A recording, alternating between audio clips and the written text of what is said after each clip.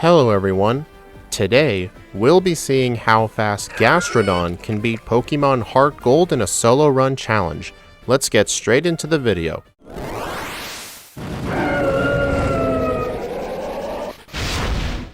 In the previous Heartgold video, we played Pokemon Heartgold with Quagsire, and that was one of the worst Heartgold playthroughs I have ever done on this channel, and I'm hoping Gastrodon will be a lot better.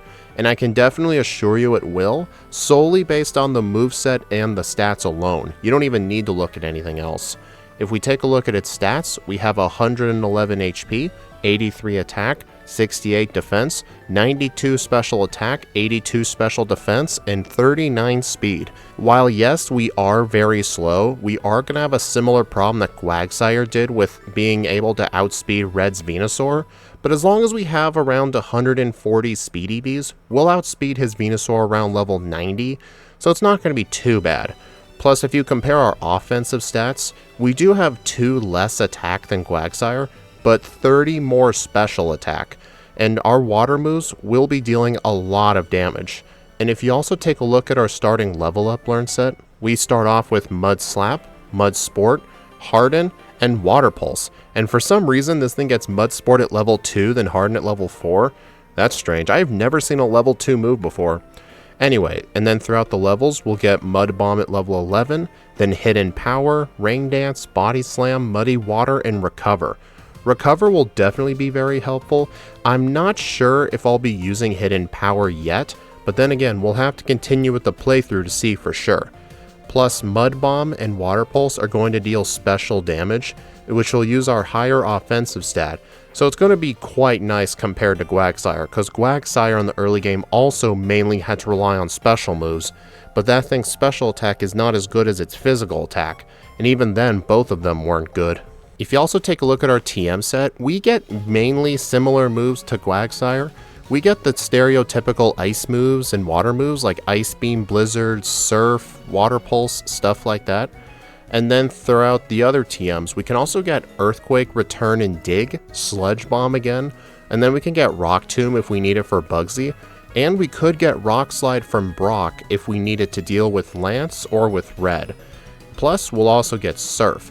This thing can technically learn Waterfall too, but it's not going to be needed because Surf will use our higher special attack, so this thing is going to have a pretty stacked moveset for the rest of the game. I'm actually quite excited to run with this thing. However though, just like with Quagsire, since I do have to be at least level 90, maybe even higher than that for Red, and we are in the medium fast level up group, I will be fighting a lot of the early game trainers. It's just fortunate that Sprout Tower is mandatory because that is going to be some decent training. Plus, the Bellsprout here give attack EVs. While it's not as good as special attack EVs, I mean, it'll help. It's better than nothing, you know?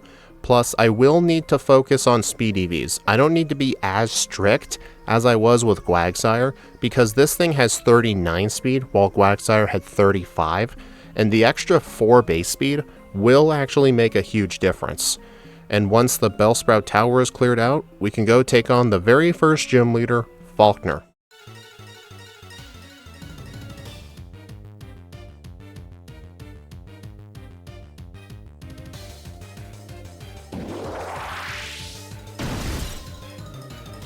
Falkner leads off with his level 7 Pidgey. This thing does have Sand Attack, so hopefully we don't get hit. And fortunately we do not, because Water Pulse is enough for the one shot.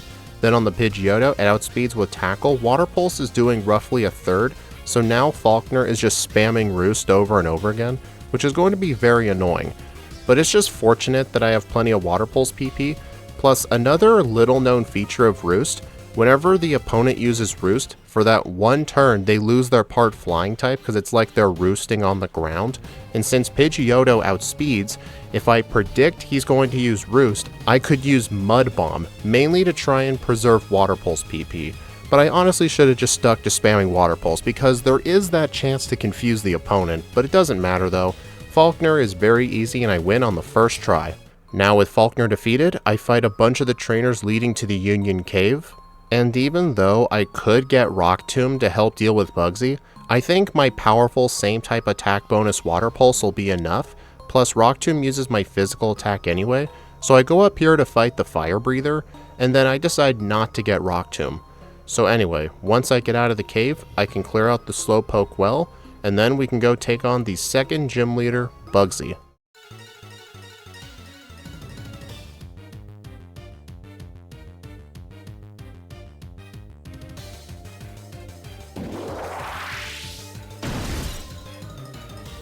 Bugsy leads off with his Scyther. I predict he's just going to use a turn 1 U-turn or a Leer, but let's see what he does. On the very first turn, he just uses a U-turn, okay, and as I use Hidden Power, it hits the Metapod for neutral damage. So now, you've noticed I used Hidden Power. You want to know what my Hidden Power typing is?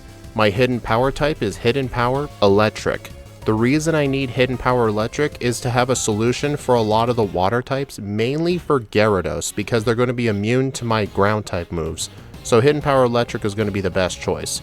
It doesn't really matter though, I predicted Bugsy was going to be difficult, but he somehow gets a surprise win on me because he used Quick Attack at the last minute. Okay, that was annoying. Fortunately though, I do win on the second attempt, so now we have 2 badges under our belt. The rival battle leading into the Ilex Forest isn't that difficult because he's using the Quilava starter today, because in my runs I always replace the grass type starter. So for some runs the rival will be easy, but for some runs he'll be hard, and today he's easy. But honestly, even if he was using Bayleaf, I don't think it'd be that bad. I do have Mud Slap to lower accuracy, so I probably would have just relied on that, or just spam Mud Bomb. In the forest, I choose to skip the tutor for Headbutt because this Pokemon just doesn't need it, and then I can make my way to Goldenrod City. The first thing I do is go into the game corner to play a bunch of Voltorb Flip. Unlike Quagsire, Gastrodon is going to be needing a lot of coins. I mean, Quagsire needed a lot, but this thing needs even more. In fact, I continued playing this game until I reach a grand total of 22,139 coins. Yeah, that is a lot of coins. That's the most amount of coins I ever needed to get from this place. The things I buy is I buy a Dratini for HM usage later, then I buy 1 copy of Substitute, along with the TM for Rest, which will come in handy later, as well as the TM for Ice Beam. This is going to be one of my best coverage moves, plus it uses my special attack, and while I could have gotten Blizzard for just $5,000 instead of playing the game corner, the fact that this thing has 100 accuracy is going to make it way better. Quagsire mainly had to rely on Blizzard because I wasn't smart enough to decide to farm for Ice Beam, plus I figured with its lower special attack, Blizzard would have just been enough, but it doesn't matter though. Let's take this souped up moveset and go take on the 3rd gym leader, Whitney.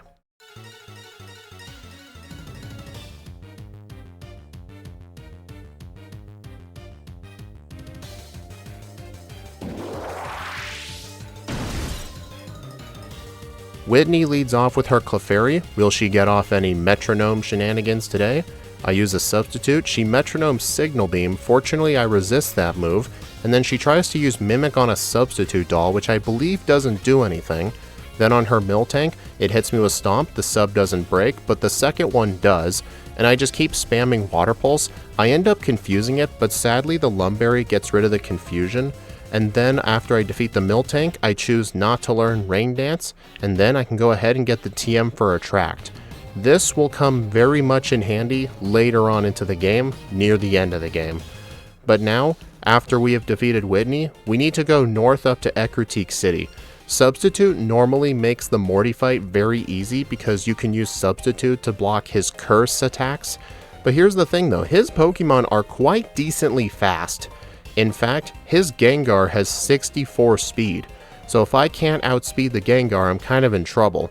What I could do is just outspeed everything except the Gengar, so that way I can at least make the fight more consistent. So as soon as I arrive in Ecruteak City, I rescue the Kimono Girl from the Rocket Grunt, and then I can get the HM for Surf. It is so criminal that you can get Surf this early in the game, especially if you picked the Totodile line. Even though Surf uses special attack for Totodile, it's still an extremely powerful same type attack bonus move. But for a water type with higher special attack than attack, Gastrodon is going to greatly benefit from this move. And then I don't fight Morty right away. I head west all the way down to Olivine City. I fight most of the trainers along the way, and then I can clear out the entirety of the lighthouse. Usually if I need training for Morty, I will go over to the lighthouse first because all that training is mandatory anyway, and then once I finished, I will just have to go back. Theoretically, I could have also bought an Abra from the game corner, but the problem is if I get Abra, I'm going to have to remember to deposit it later because you're going to end up with a full team of 6 by the end of the game. So I just really don't have room for the Abra, although I should think about it though. Once the lighthouse is cleared out, I bike my way back to Ekrutik City, and instead of going east to do more training, I decide to go fight the rival inside of the burned tower. Fortunately, since I'm now level 28 with Surf and Ice Beam and Hidden Power Electric on my moveset, this whole fight is going to be absolutely easy. In fact, during this battle, I get the opportunity to learn Body Slam. While it is a very good move, I'm just not really going to need it. Although if Gastrodon was able to get access to this move instead of just regular ass Slam, then it probably would have helped it a lot better in the early game. So now with the rival defeated, why don't we go take on the 4th gym leader, Morty.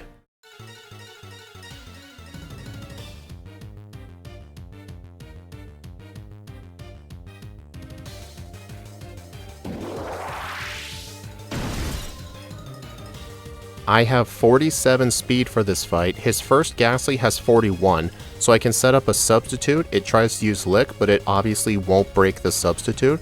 Then on the Gengar, it has 63 speed. Okay, so it's 63. Never mind.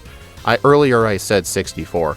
But anyway, it doesn't really matter. He doesn't really try to attack. He keeps trying to use Hypnosis and Mean Look on me, and it doesn't even work. Having substitute here just completely breaks this guy's brain. And it's honestly kind of hilarious because in the original Gen 2 games, if you couldn't learn the TM for Dig, you really had to keep in mind what your solution is for Morty. But fortunately, we don't have to worry about that today. And it's not like it even matters though because his Pokemon have Levitate in Gen 4. So now with Morty defeated, I can head on through Olivine City and then begin surfing to Cianwood. I fight a lot of the trainers in the water along the east and the southern parts of the route, because I do have to pass through this area later anyway to get some rare candies before the Elite Four, so it's good to just have these trainers defeated so that way I don't have to do it later. And now with all those trainers defeated, I can come to shore at Cianwood and take on the 5th gym leader, Chuck.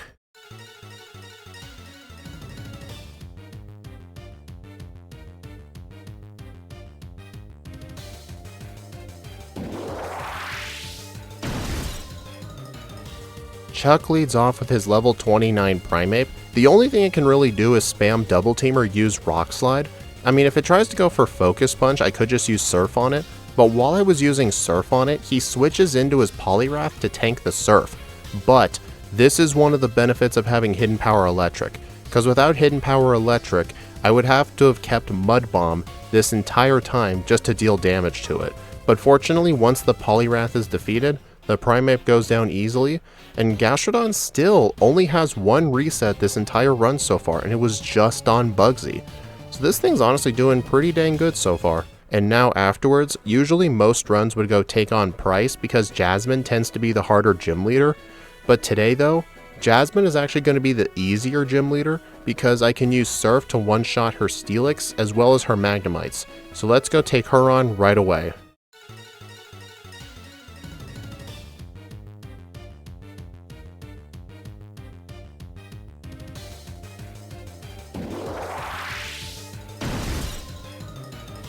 She leads off with her Magnemite. I'm level 39 for this fight. I use a turn 1 substitute. This was to try and block Thunder Wave, but it's not like she can even hit me with Thunder Wave, but at least it blocks Supersonic.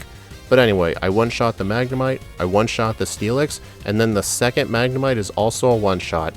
So yeah, both Gastrodon and Quagsire had very easy Jasmine fights. So now that Jasmine's defeated, and I finished the Rocket plotline, let's not even roll an intro and continue straight to Price.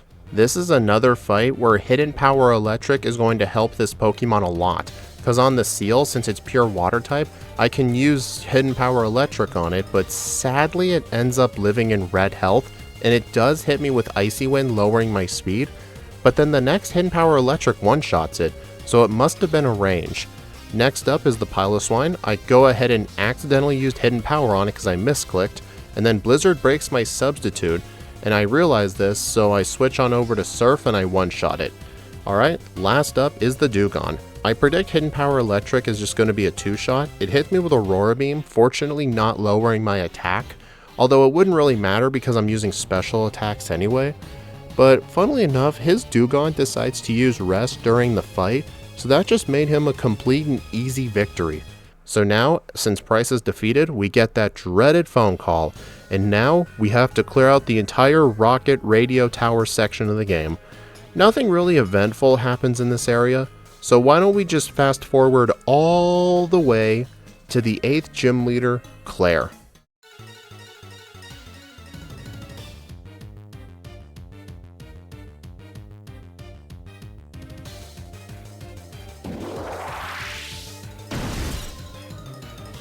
My moveset and my current held item, the Shell Bell, are still the same from the last several gym fights. She leads off with Gyarados, it outspeeds and hits me with Dragon Rage, but fortunately Hidden Power Electric is able to one-shot it. Next up is the Dragonair. I'm hoping Ice Beam can one-shot it, and it does. Alright, I probably should have expected it would because my special attack is pretty good. Then on her Kingdra, I switch on over to Ice Beam and continue spamming it because she double resists Surf and she'll only be neutral to Hidden Power Electric, so I'm pretty sure Ice Beam is just the way to go.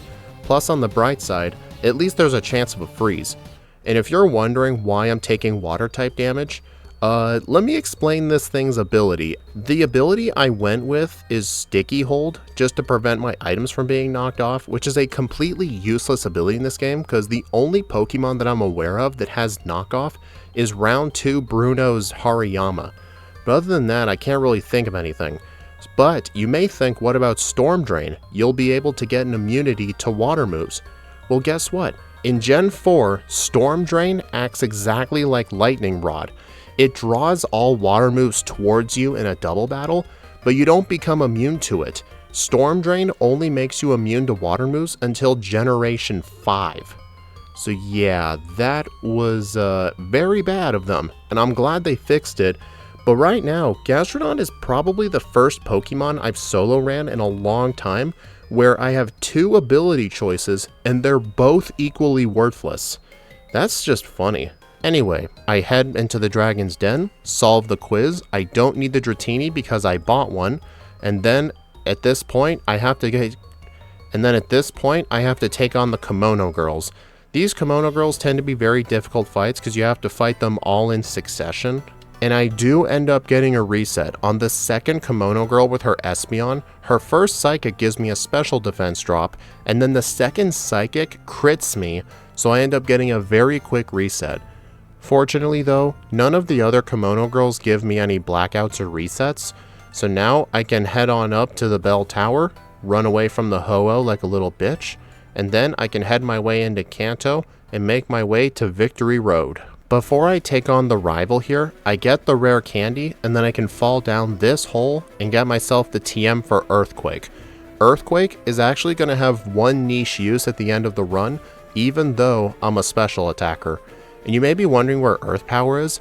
Gastrodon does not learn Earth Power by level up, it only gets it via Move Tutor at the Battle Frontier, which costs battle points. And those are effectively banned, because in order to do the Battle Tower, you need to have 3 Pokemon, so you're not really doing it by yourself, and I really do not want to do a run where I have to grind for an hour and a half in the Battle Tower. That's not fun. But anyway, I can pick up this rare candy in front of the league, mentally prepare myself as we take on the final 5 trainers of Johto. Let's do this shit.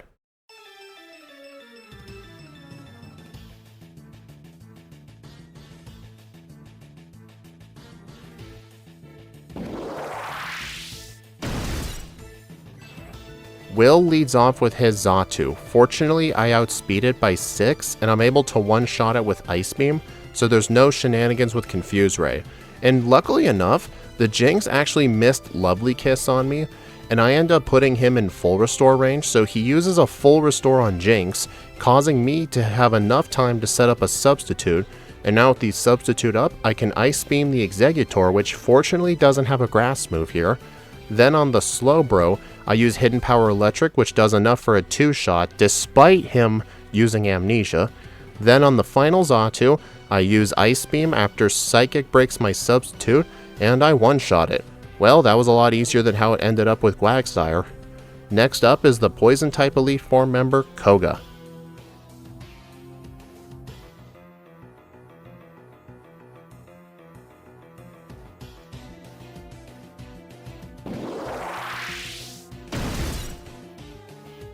He leads off with Area Dose. Normally that thing is easy to set up on, but that thing has Giga Drain. But funnily enough, unlike with Quagsire, my special defense is so much better than Quagsire that Giga Drain does not break my substitute, while when I was playing with Quagsire, Giga Drain there was breaking my substitute. So that is actually a huge benefit, plus I'm able to keep my substitute up for so much longer. It does eventually end up being broken by the Venomoth, but fortunately, the Venomoth really can't do much damage to me. And then on the Muck, I can just continue spamming Surf. It'll be a 2-shot. Fortunately, I hit it because it tried to use Minimize. Then on the Crobat, I switch on over to Ice Beam, and it does enough for the 1-shot. Next up is the third Elite Four member, Bruno.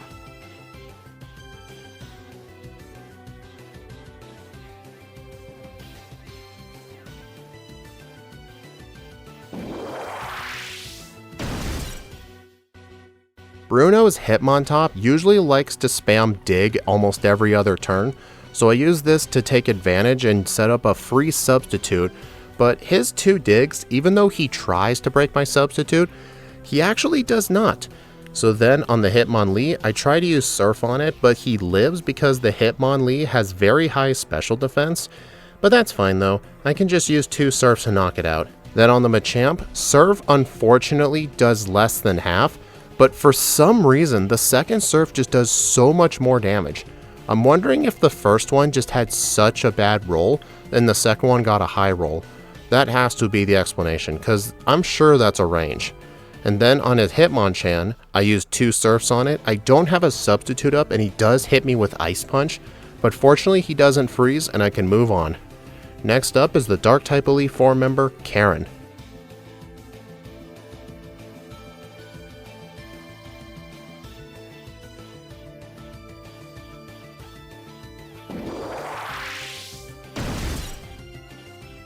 Karen's Umbreon likes to be a troll with Confuse Ray, but Substitute can effectively cancel that out, but even with a sub up, she can still be annoying with Double Team. But get this, I actually get a critical hit on it, so Surf takes it down in 1 hit. But surprisingly, Ice Beam on the Vileplume did not one-shot it the first time, nor the second time, but fortunately she never had the chance to do anything. And then on the Gengar, I switch over to Surf. It lives in red health, and that is a bad thing. Because Karen, when she's in red health on her Gengar, she will spam Destiny Bond waiting for you to kill her, so I purposefully need to stall its 5 PP uses of Destiny Bond, and once I know for sure she's out, I can defeat it with Hidden Power Electric, and then the Houndoom can go down to Surf, and then the Murkrow goes down as well. Alright, we're doing very good so far. Now, we've got to take on the champion of Johto, Lance.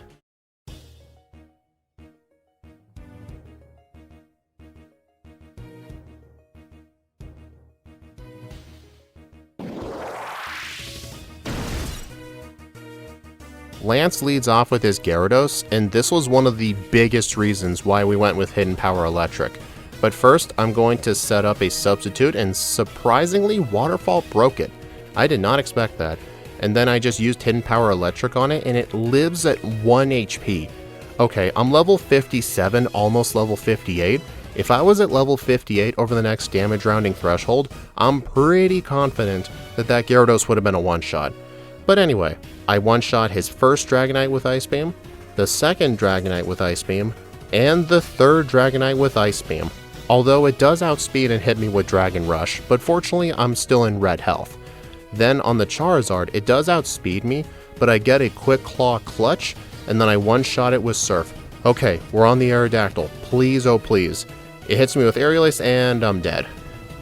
Damn it.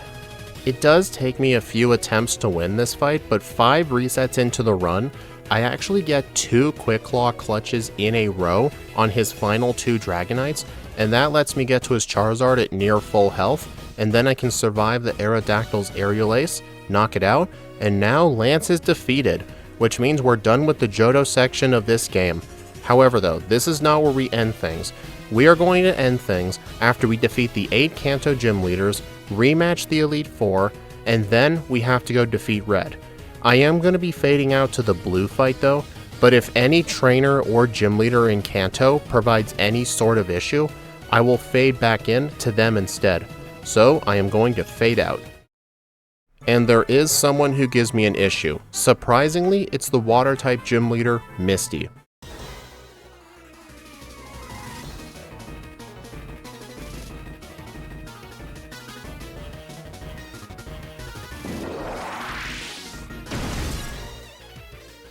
She leads off with her Golduck. I'm level 62. My moveset is still the same as before, although I now have Return in the place of Substitute.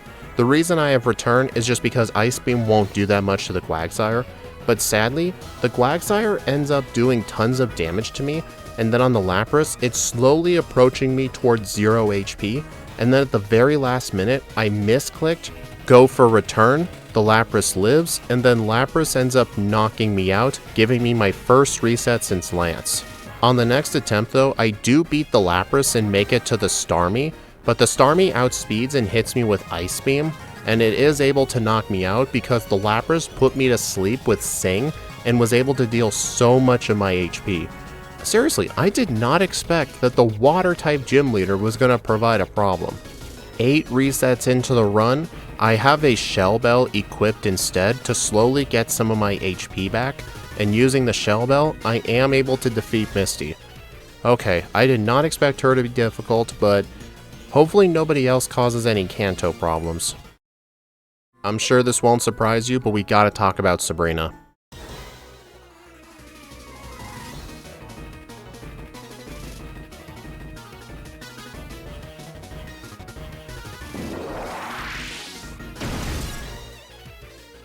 Sabrina leads off with her Espeon. It outspeeds and hits me with Psychic, not once but twice, but fortunately my special defense is pretty decent. So now on the Alakazam, it is going to use Energy Ball, and from half HP, it ends up knocking me out. I know for a fact I can survive an Energy Ball, because if Quagsire at full health can survive one, Gastrodon at higher special defense should be able to as well.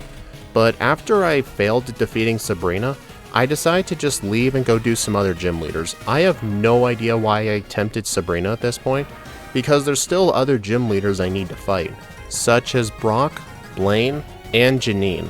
So now, my last 2 gyms are Sabrina and Erica. Both of them are going to provide some problems, so we're going to go back to Sabrina now.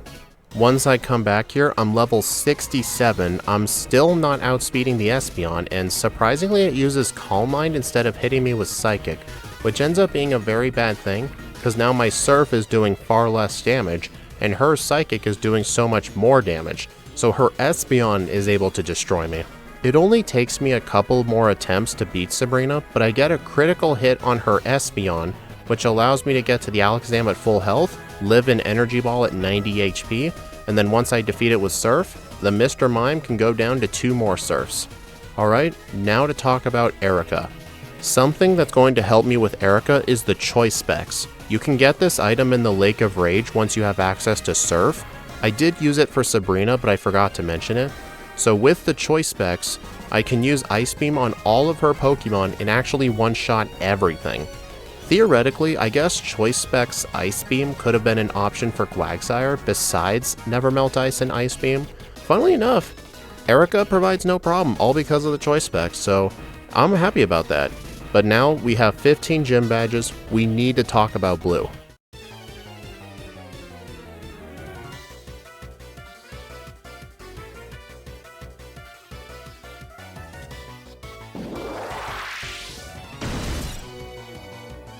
Blue leads off with his Exeggutor. That thing has Leaf Storm, which I know for a fact it's going to want to use right away. So starting on my very first turn, I go ahead and use Ice Beam, and surprisingly it gets a one-shot, although that was due to a critical hit. Alright, hopefully I can win this attempt. So on the Rhydon, I realized I still have the Choice Specs equipped, so I'm going to need to keep using Ice Beam. I will one-shot the Rhydon, then on the Machamp I continue using Ice Beam. It does half, he gets frozen, then immediately thaws out. That's just annoying. And then Dynamic Punch confuses me and knocks me out. Okay, I am not too sure if Choice Specs is the solution for this fight, and I realized this right away. Even without the Choice Specs, the Exeggutor is still a one-shot with Ice Beam. I have the Shell Bell for this fight. I do not know why I have the Shell Bell. I really should have used the leftovers. I already caught the Snorlax. I had them in my bag. But it doesn't really matter though. I make it all the way to his Pidgeot. He whirlwinds me out for some reason. And then at red 23 HP, I leftovers up to 41. I am able to defeat blue at only 13 resets into the run. Alright, now that we've defeated all 16 gym leaders, we need to rematch the Elite Four before we can take on red. I go around the Kanto region and the Johto region first to get a bunch of rare candies for Lance, and once the rare candies are obtained, I can enter the Pokemon League and fight round 2 of the Elite Four, so let's go do this. Will leads off with his Bronzong. I go ahead right away and set up a substitute, and he uses Reflect, which is fine by me because I'm not using physical attacks. And then he uses Payback, not breaking my sub, and then Surf 2-shots it. Fortunately, Steel doesn't resist water moves.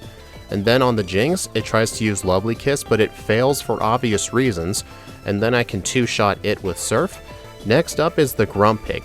I've never really had an issue with Grumpig specifically, although this one does break my substitute and it does live 2 Surfs, which is a bit worrying. If I was at level 70 over the next damage rounding threshold, that probably would have been a guaranteed 2-shot. Now for the Slowbro, I use Hidden Power Electric, it does half. He uses Amnesia, so I know for a fact Hidden Power Electric is not going to 2-shot from there. So I go ahead and use a few Ice Beams first to try and prevent him from using a full restore. And now with 3 Ice Beams, in addition to him being frozen, I can go ahead and use Hidden Power Electric to knock him out. Then on the Gardevoir, it outspeeds, hits with Psychic, and then I can knock it out with 2 Surfs, although I do get very dangerously in low health. And also, for some reason, that second Surf did so little damage. And now on his Ace Xatu, it outspeeds and knocks me out. Great. I am able to win on the second attempt though against the Xatu, but that's because I used almost all of my rare candies at this point to get to level 89. But if you look at my speed stat, I have 146 speed. Red's Venusaur has 147. So now that I've used my candies, I am guaranteed to outspeed his Venusaur. Now, let's rush through the rest of the Elite Four. Koga leads off with his Skuntank. I go ahead and use a substitute to prevent him from landing a Toxic, and then I can use Surf for the one-shot. Then on the Toxicroak, I misclicked and go for Surf because that thing has Dry Skin, which makes it recover health from water moves. But funnily enough, it also makes it weak to fire moves. But it doesn't really matter though. The rest of his Pokemon are very easy to knock out using Surf. Then on Bruno, his Hitmontop and Hitmonlee are one-shots with Surf despite their higher special defense, but that's mainly because of how over-leveled we are.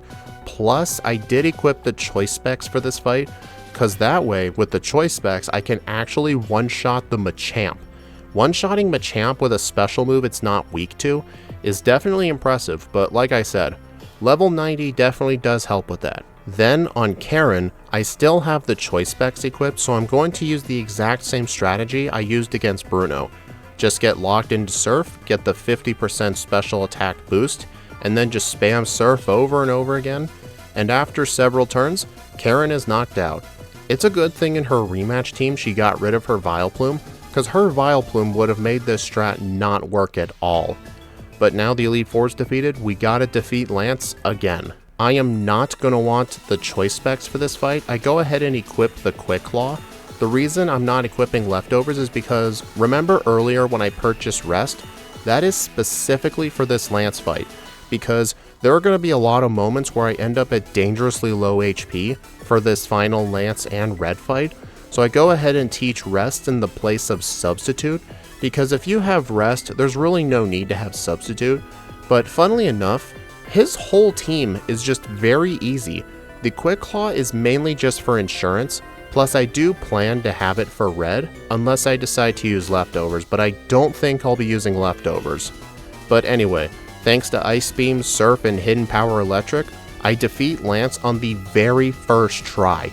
This is a complete night and day difference compared to Quagsire, and I'm loving it so far. However though, we still have one more opponent to face.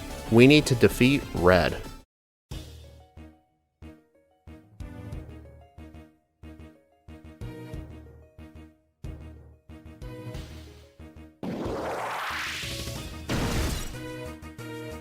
Just before I ended up fighting him, I went to the move relearner and I retaught Recover, so now my moveset is going to be Rest, Recover, Ice Beam, and Earthquake. The reason I have Earthquake is 1, for Red's Pikachu, and 2, it's my best move to take on Snorlax. And also, back in Vermilion, I did get a PP Max and I used it on Earthquake because I have to just spam Earthquake on the Snorlax until it eventually faints, and I don't have a way to boost my attack. However though, on the first attempt at Red, I quickly reset because I'm not supposed to have Rest for this fight, so I taught Attract in the place of Rest. So now on the Venusaur, I can go ahead and use Attract. It fortunately misses Sleep Powder, and then I can 2-shot it with Ice Beam. Next up is the Blastoise. I don't have Hidden Power Electric anymore. Focus Blast doesn't do too much, but since I have Attract on it now, I have to go ahead and knock it out with 3 uses of Earthquake. Potentially more if he decides to use a full restore, which surprisingly he doesn't. And then after the Blastoise, next up is the Snorlax. The Snorlax is going to need plenty of Earthquakes. I go ahead and use an Attract on it first, and then I can start the Earthquake spamming. The first one looks like it's doing about a third, slightly over a quarter, and then on the next Earthquake, it brings it down into yellow health. Alright, please do not full restore. Unfortunately it does. Dang, it must have been like right on the verge of not being able to use a full restore or being able to use one. But it doesn't matter though, that's the reason Axew told me to get the PP Max in Vermilion City. It's because I'm going to end up running out of Earthquakes if I don't. And then I can do a similar thing to this Lapras right here. I just have to use Earthquake on 3 of his Pokemon. There's just really not a way to hold on to Hidden Power Electric for this fight. Although the Lapras does end up breaking through Attract a few times and doing devastating damage to me with Blizzard, but fortunately that's what Recover is for. While Quagsire had Amnesia to make Red slightly easier, I have to deal with Recover. And then eventually, the Lapras is defeated, and then I take care of the Charizard with Ice Beam because I don't have Waterfall anymore. And with that, Red is defeated with a real time of 2 hours, 59 minutes, and 53 seconds. Nice, sub 3.